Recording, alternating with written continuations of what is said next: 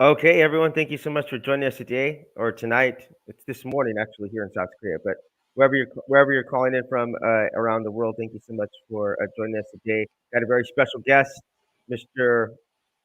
Barrows. Barrows, got it, Jim Yes, Barrows. Jim Barrows. Yes, Yep. how are you doing today?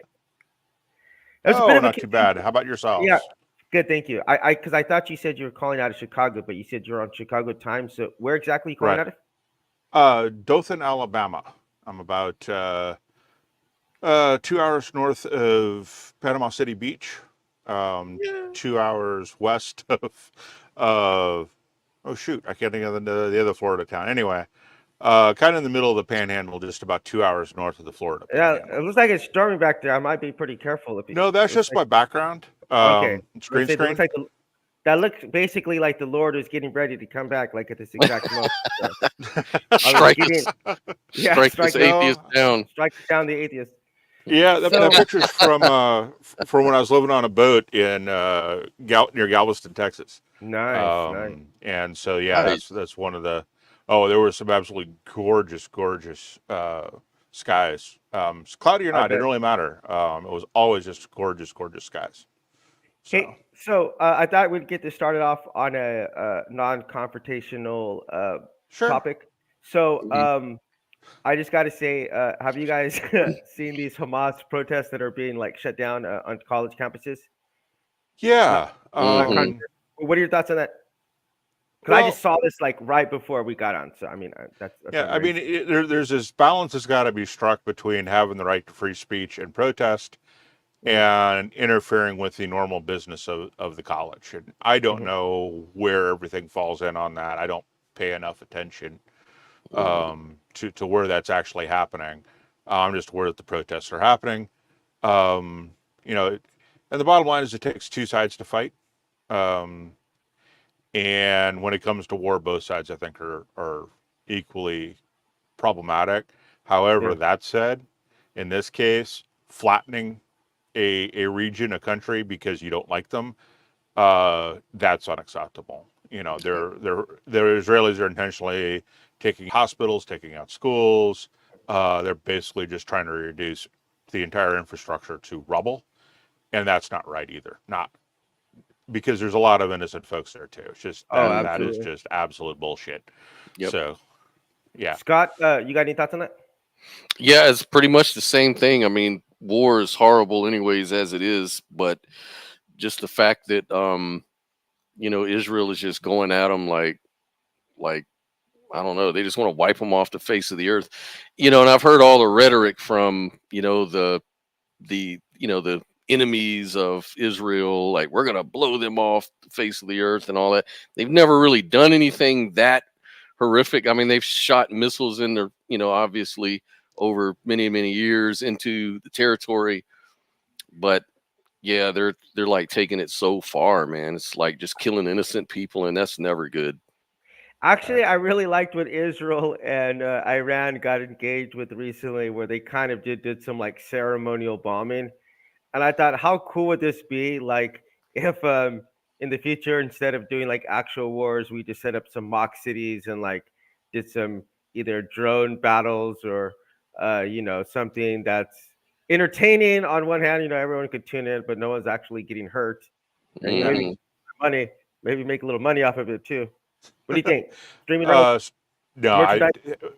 violence in any form is the last resort of the incompetent, Hmm. or last refuge of Mm, the incompetent. There's really no excuse for it. And if you make it safe or sane, however you want to put it, there's no reason to end it, right? Star Trek actually did an episode on that where that was pretty much exactly what was going on. If I remember, I think it was pretty sure it was Star Trek. Might have been Doctor Who. Anyway, one of the science fiction programs I love Hmm. did an episode on that. As basically their point was, simulation, if it's like not, they if simulated it's war, yes, but or what they would do is they'd say, okay, so this bomb, if it had hit, would have killed this many people, yeah, and so yeah, that many people had to report to the disintegration chamber, and yeah. the Star Trek, citizens Star were Trek. chosen at random, and everybody just kind of accepted it. Um, you know, but you're going to sit down and talk anyway. Why don't you just start there? Hmm. You know, you and talk it out and figure out what's going on. Mhm. But I mean, we have to remember that most of this is over religion. Hmm. This is Islam versus Judaism, right? And they're both using their holy books as excuses to do what they do, and to get and got started doing what they do, right? None of this makes any sense. We talk about the Palestinians, but before Israel became a nation, there was no Palestine nation. There was, Exactly. none of those folks exist. That didn't exist as a political entity. Um, Exactly. That's completely but like yeah, modern. so but it's all get started because why were the Jews settling there? Because their holy book said they could. Hmm. Why are they still, why are they so vociferously defending everything? Well, because now they're a nation and they have a right to. But where did that all get started from? Got started from the holy book. And the Islamic folks also have a book claim in their book to the same land. So it starts with and ends with religion over there. But And if there's anything to point and go, how stupid can you get with religion, and whether or not good people can end up doing really horrible things based on bad ideas, there you go. There's the Hmm. conflict right there in a nutshell. that, that's interesting. I do what we'll go on immediately after this, but a couple of things. I got to say two things. But I actually was spent like a week in Palestine Hmm. back whenever I was not a believer, and whenever I crossed from Israel, no, so Egypt coming back into Israel, and I had this big Osama bin Laden beard on at the time, Hmm. and they asked me there at the border like what I've been doing, and I'm like, oh, I've just been seeing some friends, and then like I went into Palestine for a week, and the lady's taking the notes, looks up, and she goes, what'd you say? I'm like, yeah, I'm like, I went to Palestine, and she's like, why? Like, why would you do that? And I'm like, well, I'm just interested in a bunch of different religions, and they wound up detaining me for like 4 hours. I swear to you, they searched every last square inch of my Yeah. bags and Mm. scared. I mean, that whole like, I thought it was funny at the time, but that Yeah. quickly changed. But the other thing too, I want to say is that people keep saying that the land is stolen, and the same thing that people say the same thing about America. But I mean, no one has any right to any land. Well, that's not what No, the holy books say. no, but Right. right, Right. right. So the only way people get land is through fighting. So that's just a fact of life either way. Like you like it or dislike it. Yeah. That's how countries are made. So no one Yeah, but no one inherently has a right to land. I'll just say that.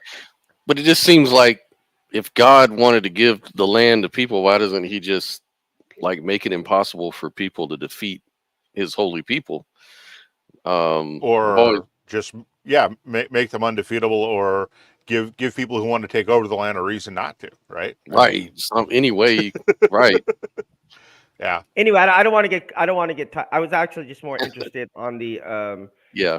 the actual protests rather than what was going on, because that's what I saw, that they had raided the campuses. And but anyway, Yeah. let's get right into our topic. Actually, Jim, can you tell me real quick where you rate on the docking scale? How about that I as have an no idea. icebreaker? I have no idea. I don't pay any attention to what Dawkins says most of the time anymore. No, I am technically an agnostic, with the strong leanings towards atheism. I think it is, um, and it depends on which version of God you want to talk about. If you're talking about the triomni God, he's logically inconsistent with the world we see today, so he can't possibly exist. I actually agree with that But as a Christian. any omni God, anything less than the triomni God, we can talk about. Um, and see where I fall depending on your definition. Okay, all right, fair enough. And so, real quick, can you tell me a little bit about what exactly the atheist experience is? Because I'm a recovering atheist, and I used to watch this show like religiously back in the day. I still sometimes will watch it. I really like J Mike. Actually, I saw you coming out with J Yeah, Mike. I'm a bit of a fanboy of J Mike. yeah. J I must Mike's kind say. of awesome. His I know. philosophy knowledge is really really strong. He's probably the strongest person in philosophy that we have on the show right now. I just say all around in general. But actually, that's not even the reason that I agree with that. That's actually not even the reason why I like him so much. It's because he strongly resembles Jesus Christ. So I have to Yeah, point that's why out. we call him J. That's what the J and J mic stands for. Mm. Yeah, That guy is brilliant. If you could give me in contact with that guy, I'd love to interview that guy. I mean, he's I will so. talk to him and see if he wants I to. told him, I literally told him, I'm like, dude, I'm like, I watch your stuff and I'm like, I get kind of like embarrassed that Yeah, you're that much smarter than me, which and that's not really yeah, saying very much, but anyway. So, Jim, yeah. can you tell me how long you've been doing the atheist experience? Experience. 5, 6, 7 years now, I think. At least. I got started. Let's see. Yeah, I'd have to count it up, but I got started doing it because I was in the right place at the right time. And, in the before times, you actually had to be in Austin to be on the show. Hmm. I was living in Phoenix at the time, and my house finally went right side up. I was like, well, I'm going to move. I didn't want to stay in Phoenix. It's too hot, and I wanted to move to some place that had a higher happiness rating than Phoenix. And Austin is consistently one of the top 5. Atlanta and some other places are as well, but they had the atheist community of Austin there and the show. And I Mm. thought, well, those two things together kind of outweigh everything else. So I moved actually back to Austin. I did 2 years of college there in Austin back in late 80s. So went back Oh, I see. there, started showing up at the ACA, volunteering, doing stuff. The ACA is also the library is also a kind of a community center, and it's a real working library. You can check out any book, Really? and it's theistic and atheistic books both. Um, so you get a lot of both of those, and you can actually go there and check out books because it is a working I library didn't and know a free that. thought library. Yeah. Um, Um, so and okay. then was there on a Saturday hanging out, and they were shooting an episode of the Nonprofits, and I was like, they did one of the hosts didn't show up, and I was like, I could do it, and they're like, okay, Oh, wow. and Okay, so I see. I did the And Nonprofits, and then after that, Talk Heathen and Truth Wanted, and then got invited to do Atheist Experience. Scott, are you a big fan of the Atheist Experience? Man, I've been watching it since 2006, I think, way back. Wow, yeah, So yeah, and so that's back when it was like kind of like looked like a little public TV channel or whatever. it was a public Oh, right. TV channel. Yeah. Yeah, interestingly enough, Alex Jones, his show was actually shot in the same public access studio as the Atheist Experience Wow. was. What? Yeah, That's crazy. Wow. yeah. And if you go back early enough, I forget what episode it is, but we don't know for sure if it was Alex Jones or not, but we're pretty sure that Alex Jones called the show Hmm. at one point. My But again, condolences. we're not. Yeah, just by his voice. So Mm. So, okay, all right. So we have a few questions about that. uh Hopefully you can answer these because and I do want to say this that I have a bit of a special um how do you say this? Special history with the atheist experience. Hmm. uh You ready to hear this one? This is Yeah, I'll go sure. What is it, man? down in history. Okay. So the godchild of atheist experience would be who everybody knows it for, right? Would be Dillahunt. Hmm. And uh so, and actually, to tell you the quite honest truth, I thought that whole thing was just his because whenever I started watching, he was like the main guy and mhm. Hmm. it's kind of like the poster boy. But anyway, so I live in South Korea and I was on like I think one of my students had canceled for my classes, and so I had like an hour off. So I called into the Atheist Experience, and it was like my first time ever calling in. It was either the Atheist Experience or the Line, one of those two. But anyway, Matt Dillahunty just out of nowhere, he's like, and by the way, this is my last show with the Atheist Experience, and he's like, and I'm not going to talk about it on stream, but let's get to our next caller. And I come on, I'm like, like I was so shocked, I was so Hmm. blown away by that. And then you can tell me otherwise, but I strongly believe that this was divine intervention because right in the middle of the talk, like they had like a power outage, and then like all their things like crashed. So I actually called back, and I thought it was on my end because I was Right. having some problems with my phone. And so I called back in, and then I was on like the line just one on one with Matt, and he's like, "Hey, I don't know what happened here." He goes like, "No one else is on the line," but anyway, that's just a funny story. Yeah. What do you think about that? You think I'm gonna go down in history, Scott? Yeah. I didn't know that, man. I didn't know you had that Yeah. experience. So you I cursed. So you had God come and intervene, huh? And shut them down. All right, all right. So here we go. Here we go. Let's get into these questions. What has been like your craziest experience that you've had on the Atheist Experience, Craziest. or funniest, any memorable? Calls or Yeah, whatever. I have a hard time recalling any of the calls once we're done with them because I'm so focused on what I'm doing. But we get callers who just don't listen, or when you back them into a corner, will start going completely crazy on you, and then those are always interesting. So those are kind of fun. I was on the line and had a caller who decided to say that women who couldn't have their own children weren't real mothers, and I'm adopted. I gave him 3 chances to retract his statement before I lit him up. That's probably the closest I've ever been to getting actually angry at somebody because of just how dismissive he was over moms who adopt. They're just as much moms as anybody else. Same with dads, right? So that was probably the wildest and the angriest that I've ever been. So. Yeah, just before the talk, I was saying like, I strongly suggest any listeners not to watch any atheist content, like avoid it at all costs. But if you're gonna watch it, Jim's a pretty good guy to watch because you stay pretty calm and collected, and you're not rude or condescending. But I can Well, understand though. I can understand because, especially you have someone like that, and you present an argument, and it's literally like they did not listen to anything that you just said. Like I've heard Matt Dillahunty do this. He'll explain something logically to the Christians. It's unfortunately usually the Christians who are engaged in this kind of reasoning, but he'll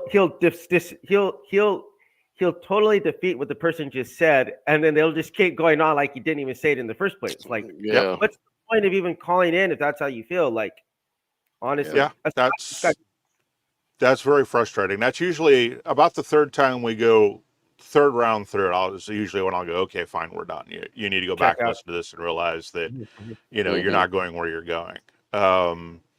So and that is very frustrating. And you do get to a point where you can start predicting where the callers are going. There aren't that many. Yeah, there aren't that many arguments for God. And there's only so many ways you can restate them. So, it gets frustrating after a while, and it's easy to cut someone off and go, okay, I know where you're going with this, and then provide the answer, right? It's not like there's an argument for God that doesn't have holes in it. There isn't an argument for God that actually, that has not been refuted. There's none that have been created in the last 100 years that I'm aware of. So they're all old. They've all been around. Philosophers have been beating these things into the ground for centuries. Anselm's linear. ontological argument. I mean, that thing was kicked in the teeth almost right after he wrote it. And it's always the same thing. Everybody and callers who think they have something new that we've never heard before and want to insist that it's new. And it's like, no, dude, this is the argument you're making. This is when it was first created, that we have record of. So no, it's not new. So they like those callers get confused. The ontological argument. I've heard that baptized in all kinds of different iterations of it. But yeah, Scott, you got anything to add to that?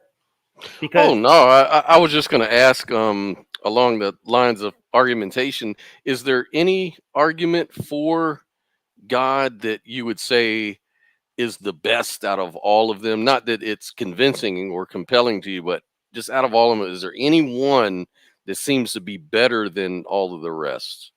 No.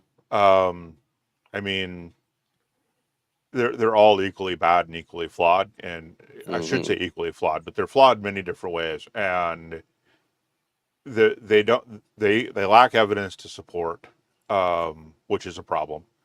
You know, so no, I don't. They're all equally bad. Mm-hmm. Yeah, I can't think of one that would actually go, yeah, that could be true, right? Yes. That just See, doesn't make any sense.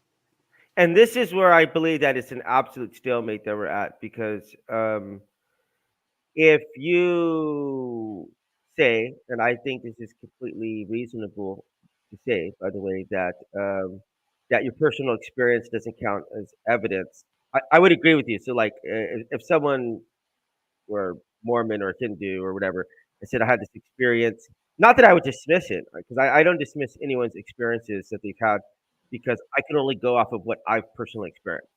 So what's going on in someone else's mind, what synapses are fired in their brain, I have no idea. So I have Right. no idea unique baggage brings them to the conversation. So I don't like to dismiss what people's personal experiences.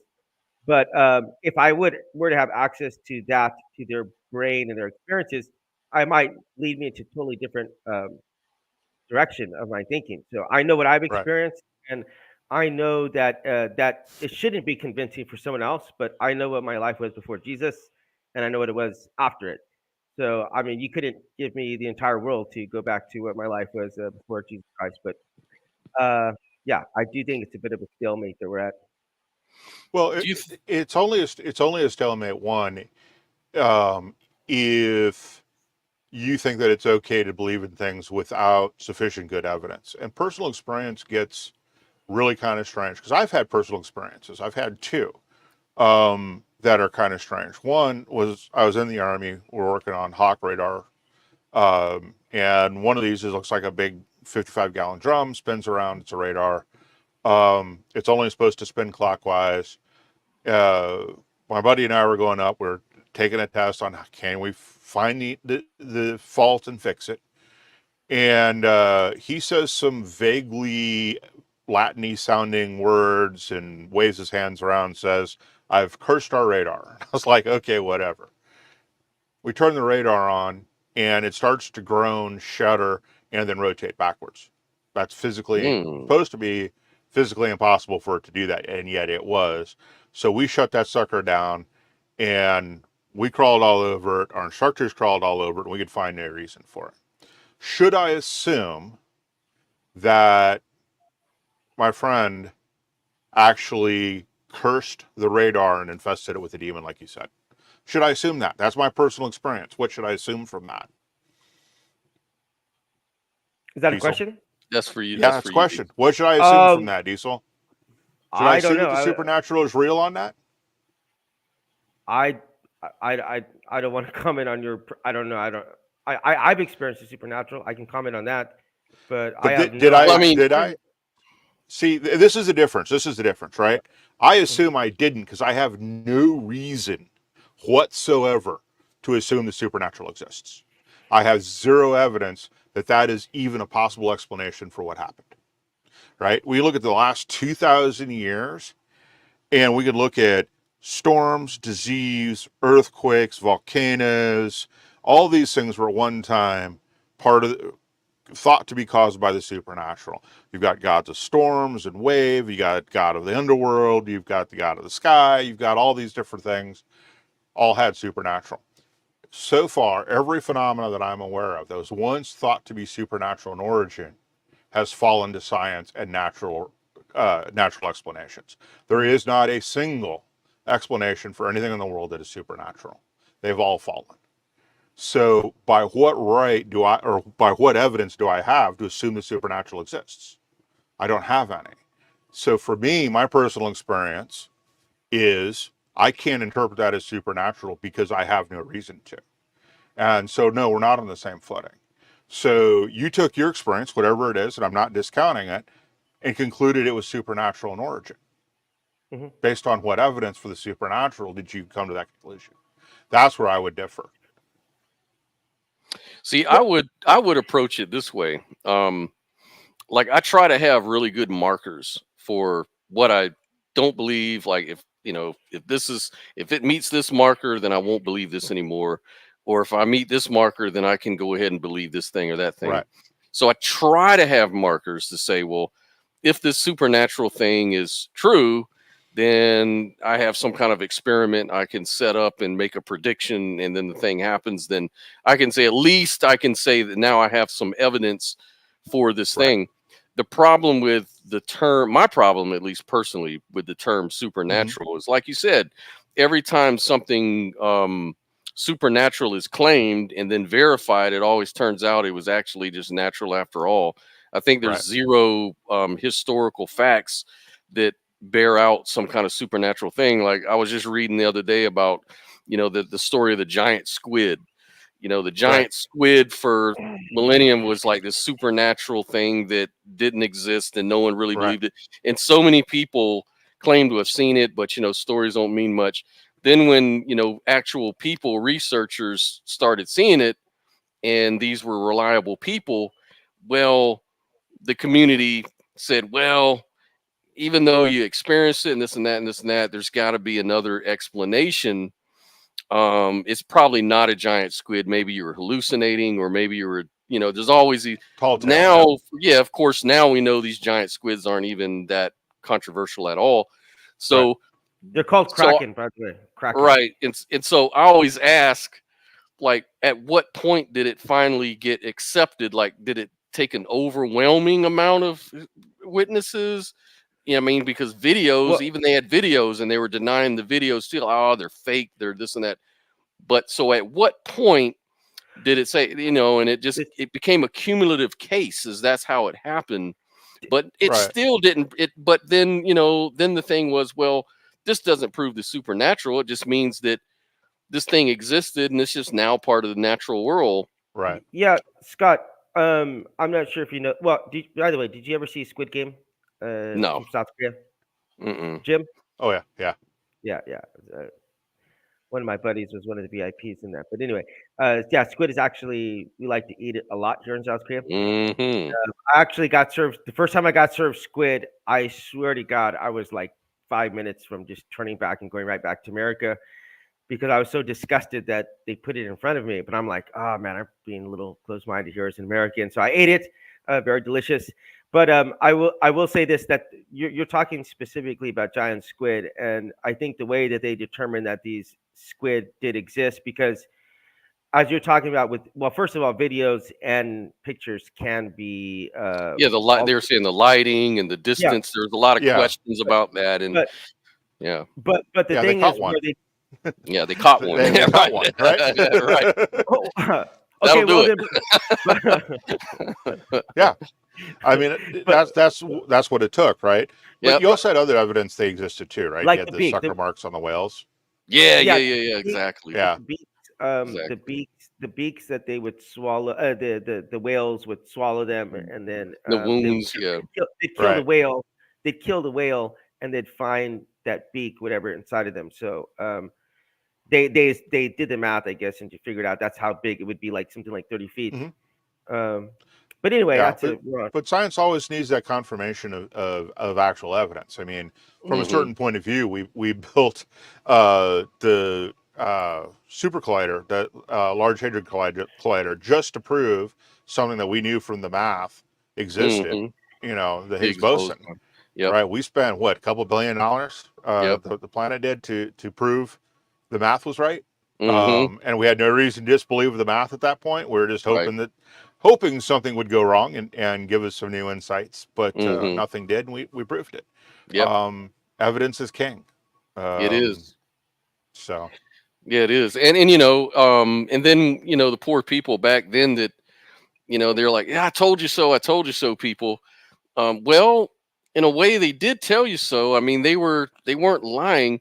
So I guess the lesson you can get is that not all claims are necessarily wrong. And so when people say they have experiences, my general thing is I'll just, depending on what it is. Now, if it's so, to me, I mean, I have a threshold of credulity. Right. So, I mean, but I mean, if certain things, like you say, these UAP situation, you got so Mhm. many professionals in the field. It could be turn out to be something like the squid thing, and it turns out that it's some technology we've been What the working on. squids are Or flying it? what's The that? squids are. You said it could turn out to be something like the squid. I said, what the squids are flying them? Well, they got, How well, did you what get- they got? They one squid. What is that video they had out a couple months ago? The squid flying over some military base in Iraq, and they had that. No, Uh, no. Yeah. I don't know. When I do have some evidence to support that because whenever Will Smith was fighting the aliens in not Men in Black, no. Well, actually, one of them was Men in Black, but the other one, Independence Day. Those aliens did look a lot like big squids, man. I'll Yeah, just Yeah. that one. But that's evident. I'm not gonna okay, because Well, this to me, hold on, this to me this to me is a lose-lose situation because uh I've experienced a couple of times in my Mhm. life where God has spoken to me and also materialized things in front of me. Okay. So I've had those experiences. Now, even if I were to completely convince you of that, okay, let's just say I 100% became convinced of this. Well, the most logical, and I completely understand whenever people say this because I have these same kind of thoughts as well, because people are going to say, "Oh, well, God materialized this in front of you. Why doesn't He save a starving child in Africa, or why didn't He drop the bomb? Or why didn't He Yeah. detonate whatever?" There's a thousand different things they say, and I'm like, I don't know the answer to all those things. I can tell you what happened to me. I would go to the stake for knowledge of this fact that happened to me. But if you want to get down into the minutia of why it happened, why me, I can't answer that question. And because people think, oh, you're like really arrogant, you're really that makes you really arrogant or proud person. I'm just telling, this is what happened to me. There's no pride, there's no arrogance at all behind it. I mean, there's it's what I experienced. Now, Right. if I could switch that experience for the cure to cancer, heck yeah, I would do it any day of the week. But so I think we're at a stalemate as far as this. well, the way that I think about it is to just say I don't know. I mean, Yeah. like, Right.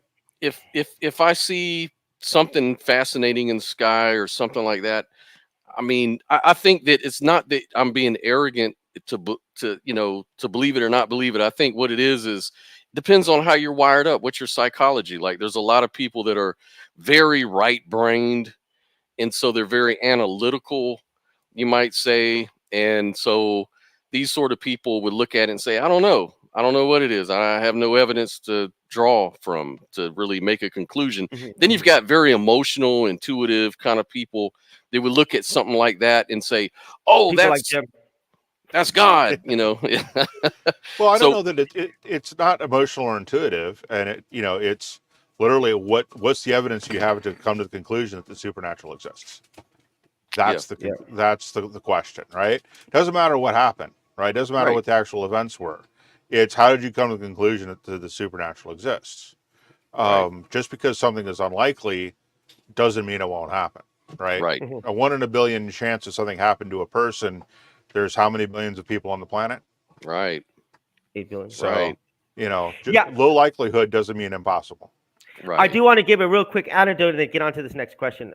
Just crazy story. This is this is one Yeah. probably one in like 10 billion, but probably never happened in humanity. But you guys ever seen the movie Abraham Lincoln, Vampire Vampire. Hunter? Yeah. No. So I was going to meet my girlfriend, and this movie was actually coming out the same day, and so I was just driving down to meet her, but I had like 15 minutes to kill, so I'm like, hey, I'm just gonna go see like what time it's playing at this theater, and so I'm on my motorbike, pull into the theater, and as I walk up, there's a bunch of people there, and I walk inside, and like the whole cast and crew is like walking down the stairs, like they were just doing some press conference, and I happened to be there the exact time that they were coming down the exact spot. It's one in a trillion, probably. But anyway, I do want to get onto this next question. But how do you know when to end a call? I don't. So that that's a juggle that we do, right? So when we're talking to somebody, we're not just listening to them. We're also looking at the call list. It's the callers list to see, all right, who's calling? How many callers do we have? Do we have a more interesting call than the one that we're on now? That's always a question. So sometimes we don't end a call because there's no callers or there's nothing really all that interesting to talk about. Or it's one of the more difficult topics that we have, which is actually topics like, my Christian family's disowned me. How do I talk with my parents? How do I keep my parents from hating me as an atheist when I've come out as an atheist? Those are the hard questions, right? Because we don't know, and we're not psychologists, we're not psychiatrists.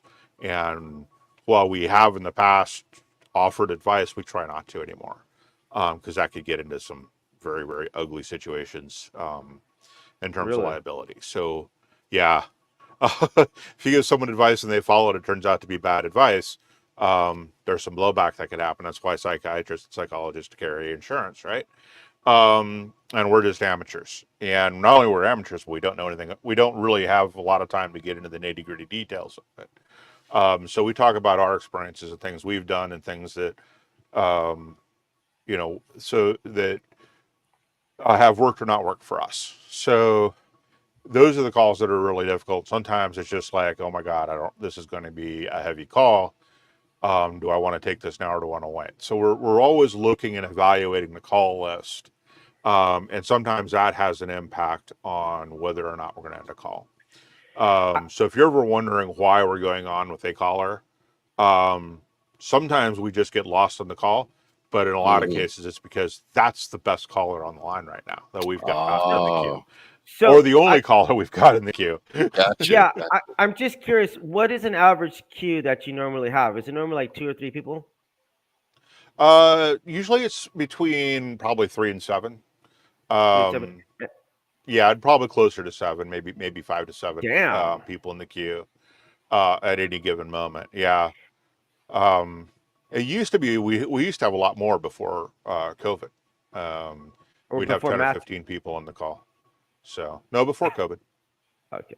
Yeah. But okay, so something I'm interested to hear about is do you have any idea what is the ratio from like believers to non-believers that call in?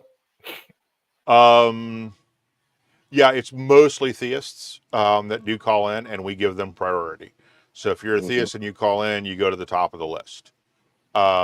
If you've called us before and you're a good caller, we don't get into fights, you don't name call, you have good arguments, we have good conversations, you'll go to the top of the queue. But if you're a new caller, our call screeners try to give us an idea of how good the person is in Back of the terms of line. speaking, and then they give us a ranking, and then we just kind of go from there. I see. But it's I had no ultimately idea. it's ultimately up to the host what order they're going to take calls in.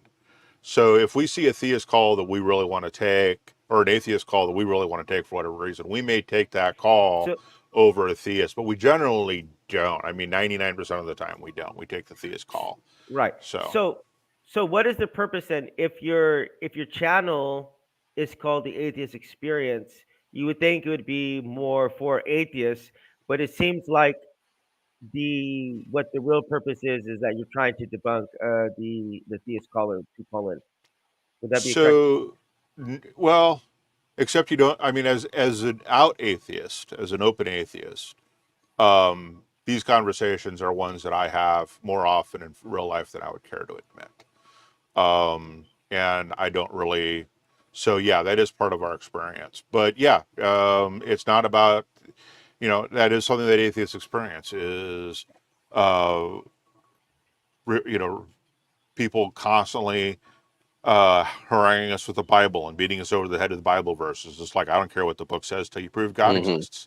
The Bible is just another book. It's no different than the Dresden Files, except the Dresden Files are written better. And Harry Dresden's resurrection story was much more believable than the Bible. So, you know, the whole supernatural system in Harry Tell us how you Dresden really feel, makes more Jim. sense. Yeah. Yeah, I am. Uh, I so yeah, actually really like and Scott knows this. I'm always sending him some really funny atheist memes because I'm a sucker for sacrilegious humor, man. I must say. yeah, What would yeah. you say is your best topics? Like, what do you kind of topics would you really like to explore with people? I really like doing some of the science, and getting into some of the philosophy.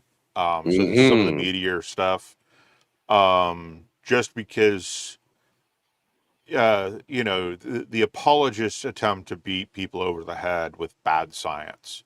Hmm.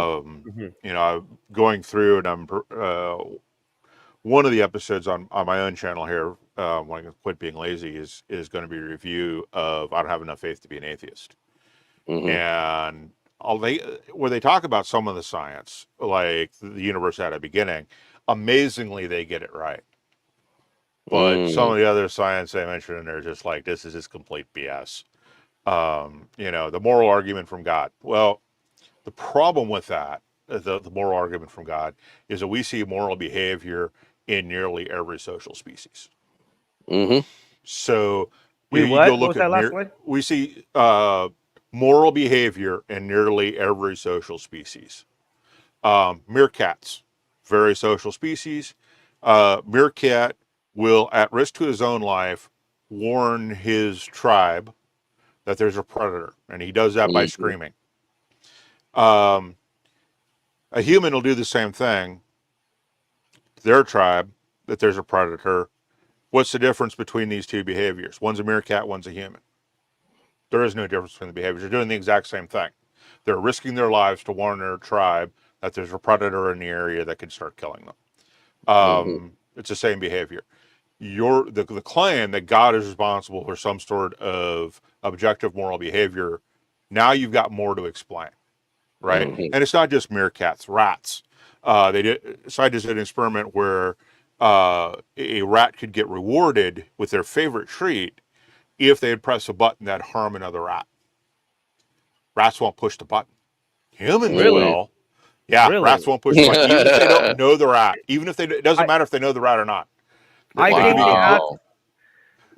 Jim. I would be completely certain that those rats were not atheists. They have to be Christians.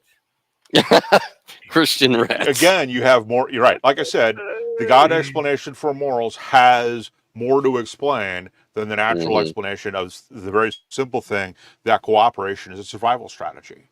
It's easier for us to cooperate and survive than it is to survive as individuals. Yeah, And we you can know what? Oh, sorry. go ahead. No, Is this please. a I didn't mean to moral? interrupt you. No, hold on. Let Jim finish, and then you get in No, there. Oh, I okay. was Sure. finished. Yeah, I was finished. Scott. Okay, I was gonna say, are you like? I guess most philosophers, from what I understand, they're these what they call it, moral realism. Are you a Yeah. moral realist or are you subjectivist? Uh, Neither. Morals are just a label we put on behavior. That's all Hmm. it is. Yeah. Um, and I say that because even in philosophy, they'll make a distinction between, to use my previous example, the meerkat and the human. Hmm. And I'm like, they're the same action. Hmm. And some people make the case, well, the humans are doing it because they're thinking about it. Hmm. And I will simply point to all the people who've rescued other people who aren't firefighters, policemen, or other Hmm. first responders, who, when they get finished with the situation, said, I didn't even think about it. I just rushed in to help. Yep. Right. Good And argument. so they're not thinking about it. They're doing it instinctively, just like the meerkats are. Yep. Again, what's the difference between the behavior? When are you going to call one moral and one not? If you're only going to call it moral because the human does it, that's just a Well, label. Hmm. Jim, I Right. think there is a little bit of there's a little bit of monkey wrench in this because as a believer, I guess I might say because I'm recently reading a book that some theists can't actually read, Jim. Um, but that's a stupid joke. No, but I'm reading a Yeah. book right now. It's a rarity. But in this book, he has this quote. It's from the book, but he puts it like throughout the book. He's putting up his own quotes in like big, like Uh, you know what I mean, like a big, like he's quoting himself. Yeah. But he says that humans are the only species who could like positively determine the best and the most moral, the most rational course of action, and then turn around and do the opposite. Um, I'm not entirely. We don't know that that's true because we don't have any way to communicate with any other animal to know that they could reason their way to a moral action, and then choose not to do it. Right. In order to prove well, that statement, you'd have to read the minds of animals. right, but let because you're comparing you're comparing you're comparing humans to, was it meerkats? Meerkats. Yeah, Hmm. meerkats. I would love to see that rat thing.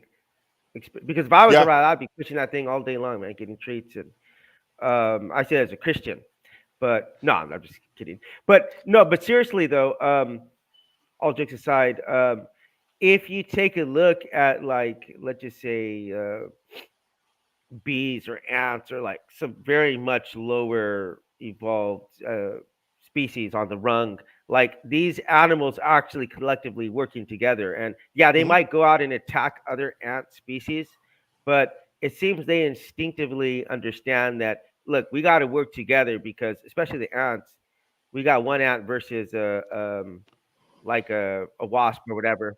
Right. And somehow you wouldn't think that they would be able to beat that dude, but one guy will like he'll cling on to a Yeah. leg, and the first few will get eaten. You'll see them when they rush that thing. The first few will always die, man. He'll take out a few. Well, we can go even lower than that. We can go to bacteria. Hmm. Really? Bacteria have ways, when you have different bacteria in the same area. They started a little economy. There are some producers that'll produce one thing that other bacteria need, and then of course Really? cheating arises. And so the bacteria have evolved mechanisms to detect cheating, and some Hmm. of it gets quite, So again, cooperation is a survival strategy. We see it everywhere. We see it even between species. So just you have, if you're going to claim God did morals, you got a lot more to explain. And the best answer is always the most parsimonious one. That's the one you should always choose. Occam's razor, right? So the most parsimonious is that it comes from this idea that cooperation helps us to survive. And we can also see that because there's a region of the brain that is this sympathetic nerves, also known as the empathy region of the brain, that, oh, by the way, Empathy, rats respect. have. Hello. Oh, by the Empathy, way, respect. meerkats have. Oh, by the Hmm. way, most social species have the exact same structure in the brain. So we're the moral argument, as far as I'm concerned, is a completely dead argument. Once we Yes. discovered that there is this structure in the brain that helps us deal empathetically with other creatures, it was dead. Right. And oh, by the way, that's the name of our podcast, Empathy, Respect. I will say this because people talk about psychopaths or whatever, and they're like really down on them, which I can understand why you would be. But um, the reality is that these people, like that part of the brain, just literally does not register with them. So it's Right. like Isaiah can't fly. Like, what if some other humans who could fly came around and like, Isaiah's a piece of shit because he can't fly. You know what I mean? It's Yeah. like that's just the reality of the situation. And I would say completely disagree with Jim, about as far as there being tiers for arguments for God. Because if I were to make a tier, the moral argument would actually be like the last one, to be the lowest on the rank. But I definitely do think that there's better arguments, but there's no, in my opinion, there's nothing even close to like a silver bullet. But I do have to get to work right now, so I'm going to get to this last question, Jim, Okay. and then yeah, I'm actually at work here. You can see my Yeah. office here. But thank you so much for your interactions and Yeah. your questions. I'm glad to get a little insight behind what's going on there, because that kind of confuses me sometimes with the calls, and I'm glad that you Mm. cleared up some of that stuff. But the last question is, oh, now we get to a good one. I'm just going to read it because this is actually a question from Scott. So I'm going to read Okay. Scott's question to you. back to my question. But if you became convinced that atheism was harmful to the world, would you continue to support it? Which, by the way, it is. But that's Scott as an atheist. No. So the answer to that question is not straightforward, because it depends on what you mean by harm. Right? Because we know that the Bible and the Quran both have very specific ways of dealing with atheists, and that's killing us. It's called out very specifically. So if by harm you mean atheists fighting back to stay alive and starting getting violent about it, then I would say yes. If by harm you mean people stop being misogynistic because of their book, okay, sure. I mean, I don't know what you mean by harm, because That's the question. yeah, No, it's I not. mean, yeah, beliefs inform actions. Actions have consequences. Yeah. Yeah. The belief system right now of Christians is leading to a higher incidence of suicide among the LGBTQIA community, and also leading to women who are pregnant dying because of complications of that pregnancy, where the only solution is abortion. And because of those beliefs, that there's some harm being done. So I'm not sure. You'd have to define for me what harm was. You can't just throw it out there, because there's a lot of different kind of harm, some of which I would find acceptable. Like I said, fighting to stay alive, I would find acceptable. Those kinds of things. Well, And there are things that I wouldn't. So Scott knows how much I hate atheism, and he knows though that my philosophy is I want to basically curb stomp atheism, but with love and compassion, because I think that the way that Christians treat atheists is horrific, and the LGBT community, and women who are suffering with hard choices. Man, I would never. God, being a father is the greatest experience of my life, but I would never hope in any any iteration of a lifetime that I might experience that I might have to make that difficult decision as a woman. But I can definitely understand that there would be circumstances in which I would. So I'm a male, and I don't have to worry about that. But and I'm personally definitely opposed to abortion. But I do not believe in imposing my views on to others. In Same thing with laws gay- or whatever. What was that? As far as laws, you mean like making it against the law? Oh yeah. Abortion? Yeah. Yeah. Hey, Hate atheism, but yeah. not. And as for the atheism. statement of Yeah. hating atheism, I don't hate theism. I don't hate Christianity. Honestly, it takes entirely too much energy to hate. I just don't to hate, understand it. exactly. And I just wanted to mention this real quick before I forgot, when Jim was talking about cells and organization and intelligence and stuff like that. Are you familiar with a guy named biologist named Michael Levin? The name is familiar, but I don't know Yeah. why. Take a look at it. I think Okay. you'd find it very interesting. His name is Michael Levin, and he's Okay. doing a lot of interesting work along the lines of what you're talking about. Okay, cool. No, but Jim, are you done there, Scott? Yeah, sure. But to finish the point, though, yeah, as far as harm goes, just not beneficial to humanity. Like if I'm not saying you are. What do you mean by that? Hold on. I'm not saying that it doesn't help humanity. Like it actually hurts humanity. So harm hurt. That it doesn't like it's harmful. How? But hold on. Yeah. Personally, through either personal choices and just through society. That's but- more that's more vague terms on top of vague terms. Yeah. Okay, so can you think of something that like harms you, like that doesn't benefit you and harms you? Can you think of Yeah, like? I mean, are you talking about theism? Yeah, I mean, Yeah, sure. Okay, I can't put an atheist sticker on my car because they'll scratch it. They'll put scratches in it and they'll dent it. Yeah. Mm-hmm. Yeah, actual real harm coming from your side of the house. No, I agree. No, I and agree. also, I agree with you. I agree with it. Once you believe in absurdities, it's easy to make you commit atrocities. And I said this at the beginning. You want to get down to the nitty gritty of what causes the Israeli versus Islamic problem? It's religion. Both sides believe in absurdities, and both sides are committing atrocities. We see that when Christians decide to blow up abortion places that harass people. We see that all the time. We see that in parents who throw their children out of the house because they're LGBTQIA or because Mm-hmm. they're atheist, right? Mm-hmm. So there is actual real harm being done. And I've listed more of it, and this is harm being done today in 2024 America, right? This is harm being done today in Russia because of religion. This is harm being done today in other countries because of religion. So I don't see where atheism, which says that if you're LGBTQIA, that's cool. If you want to have an abortion, that's up to you. That is your choice. I don't see, we're not contributing to marginalizing entire groups of people.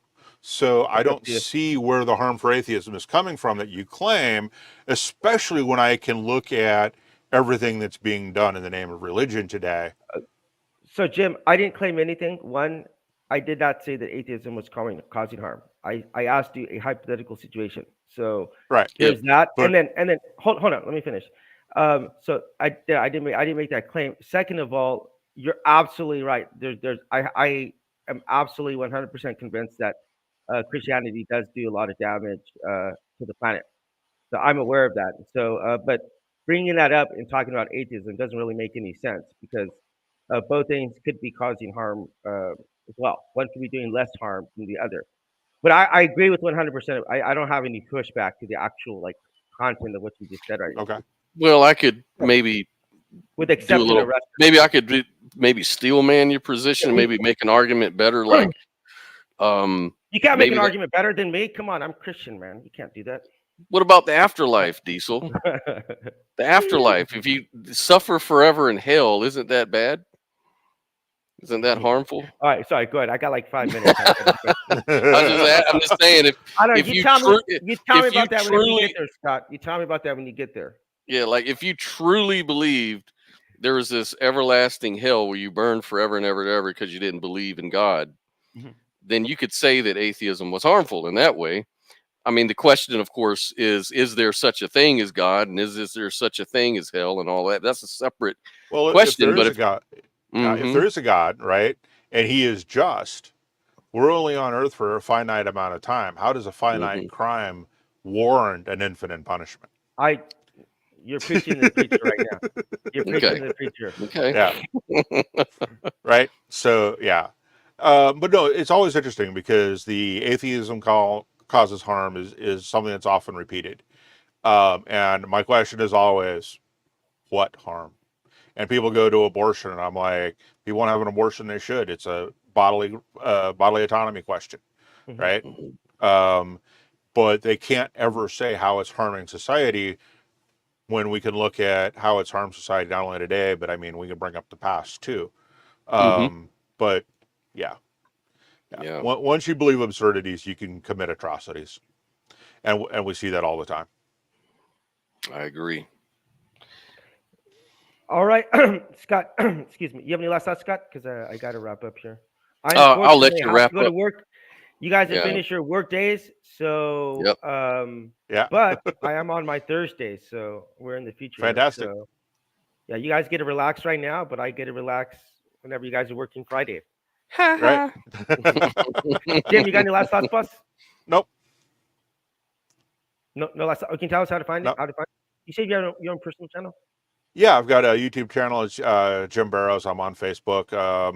I don't pay attention to Twitter too much anymore. I'm on Instagram and Threads, all Jim Barrows, and TikTok also Jim Barrows. All right. So, and I'm Excuse just me. now starting to put out content on TikTok and YouTube. I've got one video on YouTube right now. Second one will drop tomorrow Mm, if I did everything right. So, still coming up on some of that. But mostly, I do the Atheist Experience. I'll be on Sunday. I'll be J on Mike. twice this month. Yeah. J Mike. I don't know if I'm on with J Mike. We got a special guest coming up this Sunday, which I think everyone will be excited to hear from. I know Hmm. I am. So he'll be good. And then Who's the I'll guest? be on, I think, the 19th. So Who's the I guest? can't tell you. You got to watch. Oh, it's Ah, okay. interesting. Awesome. Maybe they're bringing. Maybe they're, That's some maybe good they're marketing. Yeah. right. Maybe they're bringing Matt out of the grave. So we'll No, see. No, I feel like I still like listening to Matt on the the line. line though. Yeah. Yeah, I still check that out. Him and Yeah. Aaron. Don't want to mispronounce any Aaron of Aaron those. Ron, Ron. Aaron Ron. So those are interesting calls. But so we normally either send out a Starbucks card or give people the option to make a donation to one of the 5 nonprofits we're supporting right now. So I'll tell you them right now, and you tell me which one Okay. interests you the most, and then we'll make a donation in your name. But we got one which is like a Palestine Israeli like peace organization. One is for North Korean refugees here in South Korea. The Mhm. other one is for anti-LGBT bullying campaign, like against the bullying, not pro the Or the bullying. Right. bullying. Yeah, and then single mothers here in South Korea, and oh God, it's the other one, man. I'm sorry. Oh, that's just those 4 right there. Which one interests you the Okay. most?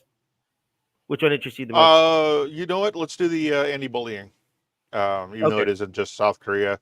My dad was stationed in Korea a number really? of years ago. Yeah, and I got to go visit him for 2 weeks. It was an unaccompanied tour, of course. So, You like yeah, South the Korea? culture there is. Yeah, the culture was oh, that was a culture shock for Oh me. yeah, Um, so I'm only 5'11". I'm not tall by U.S. standards, but that's I all. I'm was 5'6", man. staggering. Yeah, I would. I was still, yeah, you're still towering over most of them, which I thought was just really kind of scary and weird. Um, and then getting off the plane in Seoul and then getting off the plane back in Los Angeles were 2 very interesting olfactory experiences for Mm. me. Mhm. I'm not picking on South Korea because it was the same thing in Los Angeles. But yeah, it was, yeah, the smell Hey, of garlic in the air. yeah, I Wow. will take Yeah. I will because I'm near LA, and I'll tell Yeah. you this: I will take Seoul over LA any Oh yeah. second of the year, man. That's Amen. not even Garlic smells relative better than whatever it was I was smelling in species, LA. species, Mm. and Smog dirt, and yeah, right? just Mm. all kind. Just oh yeah. But both are overwhelming when you first get there, and I've heard that that's true no matter what. Anytime you go from one big airport to another Yeah, between Wow. countries, it's true. and Jim, too. I actually experienced giant culture shock here in coming to South Korea. But you probably won't believe this. You probably think I'm exaggerating, like the God claims that I make. But I had more of a culture shock coming back to America after living in South Korea for a year. Like Mm. I call myself an egg, white on the outside, yellow on the inside, because Yeah, Mm. I feel completely Asian. And my wife, my daughter, they're Korean, so my life is here, and I could I've see connected. that. Yeah, I could definitely see that. You get used to a Hmm, culture, hmm. and they are incredibly polite people. Oh yeah, Mhm. And it's just absolutely amazing. So, yeah, yeah, I could definitely see the culture shock coming back quite a shock. to the rude Americans. Yeah. Yeah, absolutely. Mhm. Hey, Jim, thank you so much for your time. I really Thank you. appreciate it. And Yep. thank you for keeping it civil, even though, I mean, I really like that we could bang out. I really like the idea of being able Yeah. to bang out ideas and attack Sure. people. I do not, sorry, that came out wrong. I've only had one cup of coffee Challenge today. ideas. I'm gonna go have another one. Yes. Challenge But yeah, ideas. Yes. sorry. Mhm. Attack the idea, not the people. So I That's right. appreciate your input and feedback, and Yeah. thank you everyone for joining us. Thank you. We'll put a link to Jim in the description, and yeah, good luck with your show. Good Thank you. luck opposing God, and no, but seriously, Which subscribe one? to channel. I touche. No, subscribe, leave us a comment, tell us what you think, and yeah, again, everyone, be safe out there, and tell your family you love them today. All right, goodbye. All right.